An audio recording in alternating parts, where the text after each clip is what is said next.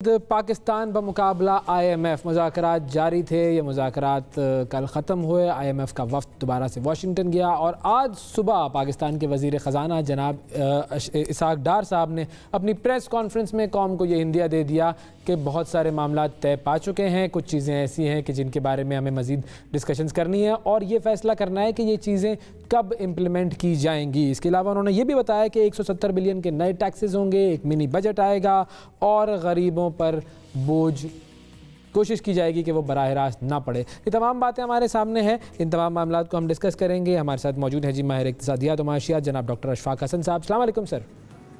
जी वालेकुम सलाम सर, बहुत शुक्रिया आपने प्रोग्राम के लिए वक्त निकाला। सुबह ही सुबह जनाब इसहाक़ डार साहब ने ये प्रेस कॉन्फ्रेंस तो कर दी और उसमें इन्होंने ये कहा कि जी MEFP जो हमारा एक memorandum of economic and financial policy होता है वो हमें मिल गया है और अब बस तमाम मामलात तय हो चुके हैं। हम नए टैक्सेस इम्पोज करेंगे, हम मिनी बजट लेकर आएंगे और सब कुछ सही हो जाएगा। तो क्या सही करने का यही तरीका है? ये तो बड़ा आसान सा मामला है कि आप मिनी बजट लाएं, नए टैक्सेस लगाएं, आवाम से पैसे लें, मामला सेटल कर लें। ये इसमें out of the box thinking और गरीबों को रिलीफ ना देना वगैरह वगैरह ये कहाँ गया? देखिए, IMF का प्रोग्राम जो है उसमें कोई रिलीफ नाम की कोई चीज़ नहीं होती है।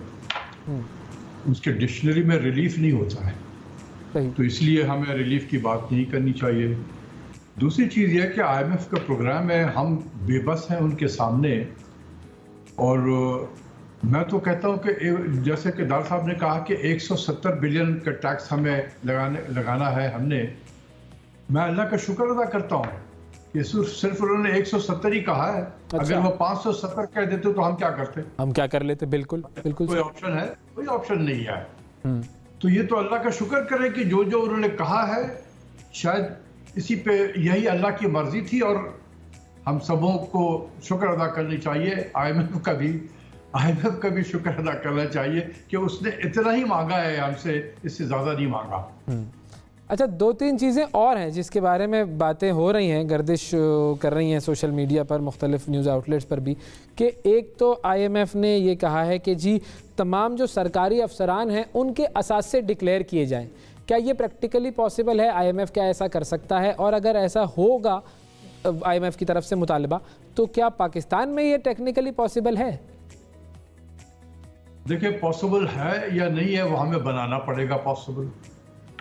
फिर मैंने कहा कि जो वो चाहे इस वक्त कर सकता है हमने, और उसको ये मुकाम हासिल करने में 34 साल लगे हैं। 34 साल में पाकिस्तान IMF के साथ उनसे पैसा मांगता रहा और मांगते और उन्होंने इसी किस्म के इक़दाम हर प्रोग्राम में करते रहे, हर रिव्यू में करते करते आज पाकिस्तान को यहाँ पहुँचा दिया।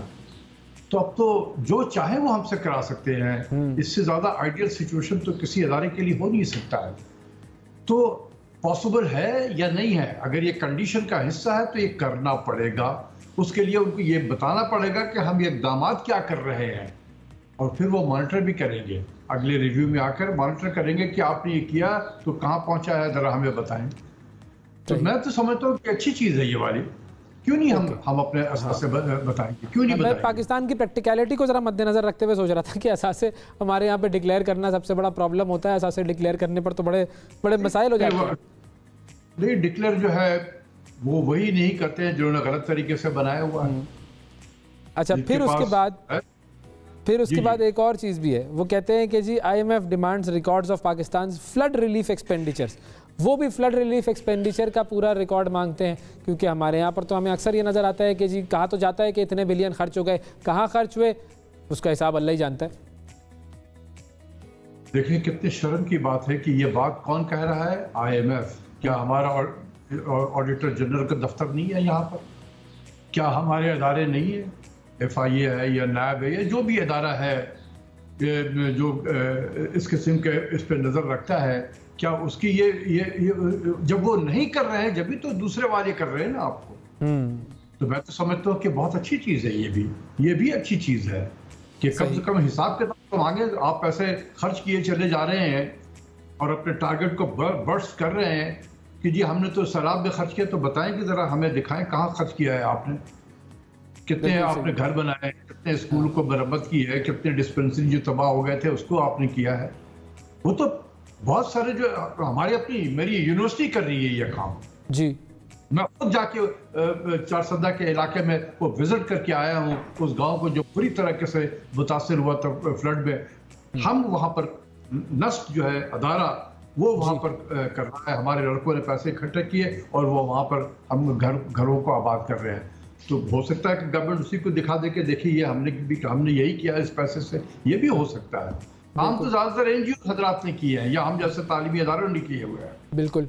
लेकिन अगर वो कहते हैं कि हिसाब दें, मैं कहता हूँ बिल्कुल सही कर रहे हैं। चले इसी बहाने हम शायद हिसाब दे दें। अच्छा, अब एक और बात की इसाक डार साहब ने, वो कहते हैं जी मिनी बजट भी आएगा, 170 बिलियन के नए टैक्सेस भी लगेंगे, लेकिन हमारी कोशिश ये है कि गरीब आवाम पर बराह रास्त बोझ ना पड़े।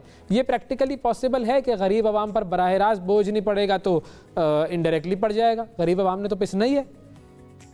अब ये देखना होगा कि वो 170 बिलियन जो है वो कहाँ से आएगा।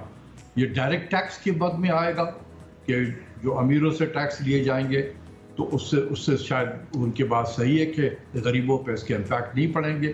लेकिन अगर ये टैक्स के रेट को बढ़ाकर, मिसाल के तौर पे जीएसटी के रेट को, जनरल सेल्स टैक्स जो है इसके रेट को अगर 17% से हटाकर बढ़ाकर 18 कर दें, तो पता चलेगा कि 60 बिलियन तो यहाँ से आ गया। या किसी और चीज़ में अगर ड्यूटी कम है उसकी ड्यूटी को बढ़ा दिया, वहाँ से कुछ पैसे मिल गए। तो जब इनडायरेक्ट टैक्सेस के जरिए से आपने रुपया रेस करना है तो उसके असरात जो है वो आवाम पे बिल्कुल मुंतकिल होंगे और पड़ेंगे वो, और वो महंगाई की सूरत में बढ़ेगा। बिल्कुल ठीक। अच्छा, एक और चीज़ मैं आपसे जानना चाहूँगा कि एक बात इन्होंने की कि जी हमने वो मुआहदा पूरा कर रहे हैं जो इमरान खान ने किए थे। अब ज़ाहिर है इसमें पॉलिटिकल उनकी मैनेवरिंग तो होगी इस बात की, लेकिन क्या ऐसा होता है कि जो हुकूमत, इमरान खान साहब की हुकूमत के बारे में कहा ही जाता है कि मरियम नवाज साहिबा का भी कुछ दिन पहले जलसे में उन्होंने कहा था कि जी इमरान खान ने एक बड़ा ही जालिम किस्म का मुआहदा कर लिया IMF से और उसके बाद जाते जाते वो उस मुआहदे को तोड़ गया और अब हमें भुगतना पड़ रहा है सब कुछ। और इसाक डार साहब भी ये कह रहे हैं कि ये तो वो मायदा है जो वो करके गए थे और हमें इस पर जो है वो अमल करना पड़ेगा। देखिए, ये सब सियासत होता है। ये मैं अच्छा हुआ आपने ये सवाल किया, कई मतलब मैं बता चुका हूँ, लेकिन सियासतदान है वो जरूर सियासत तो करेंगे, उनका हक भी है सियासत करना। मैं उनका हक को नहीं छीनना चाहता हूँ, सियासत ना करेंगे।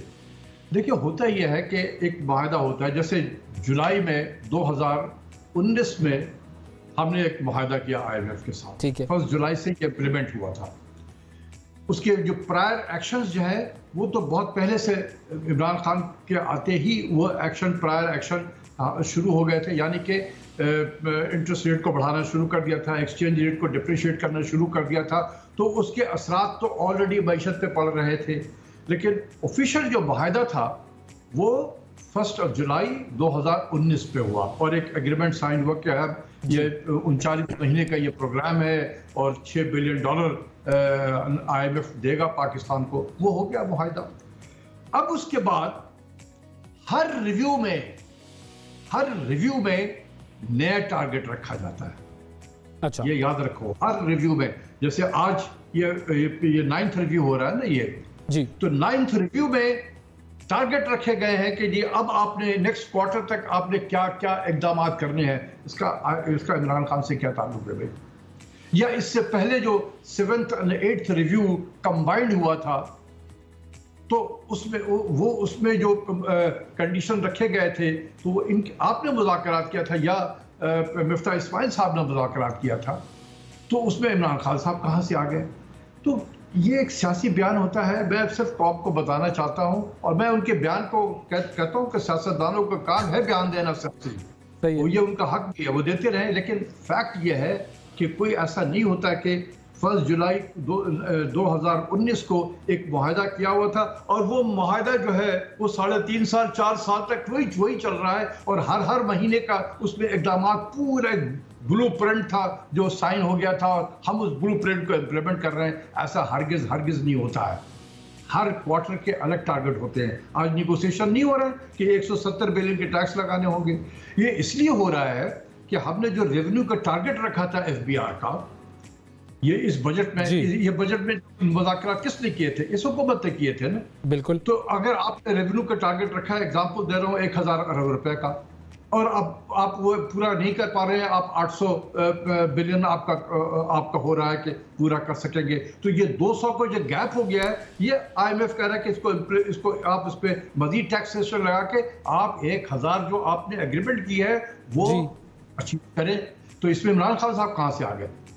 सही, यानी कि IMF ने ये नहीं कहा होगा बैठ के कि देखें इमरान खान साहब ने इतना बुरा किया हमारे साथ जो मुआहदा किया था उन्होंने तोड़ दिया और अब हम आप पे ट्रस्ट नहीं कर सकते, अब हमको ज्यादा ग्रिल करेंगे अब हम आपको।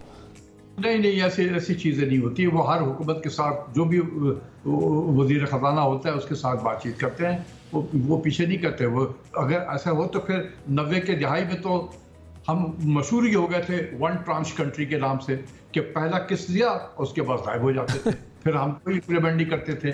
तो हम तो पाकिस्तान जाना ही जाता था IMF में कि वन ट्रांच कंट्री है, पहला किस्त दिया उसके बाद भाग जाते थे ये।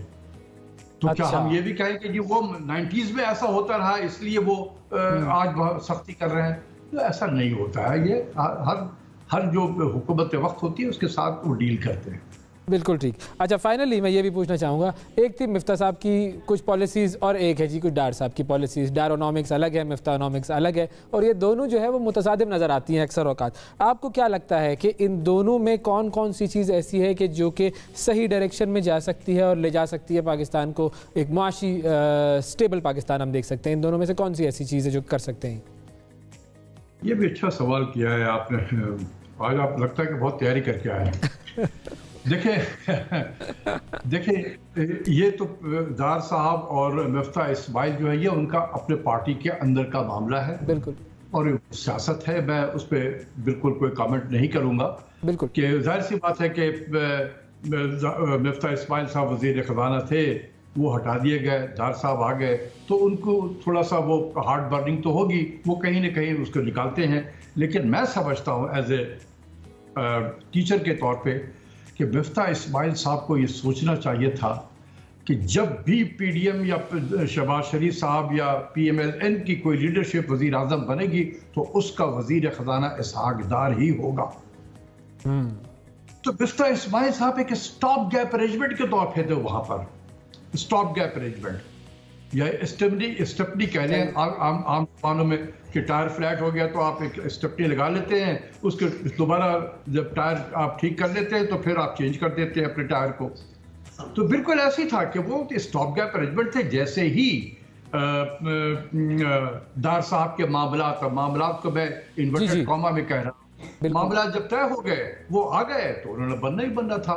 तो एक तो ये हो गया। दूसरी चीज ये है कि हमें भी इस जहन से को ये एक्सेप्ट करना चाहिए कि जब भी कोई हुकूमत IMF के प्रोग्राम में जाती है और उससे पैसे लेती है, वो पॉलिसी नहीं बनाती है, वो सिर्फ पॉलिसी इंप्लीमेंट करती है।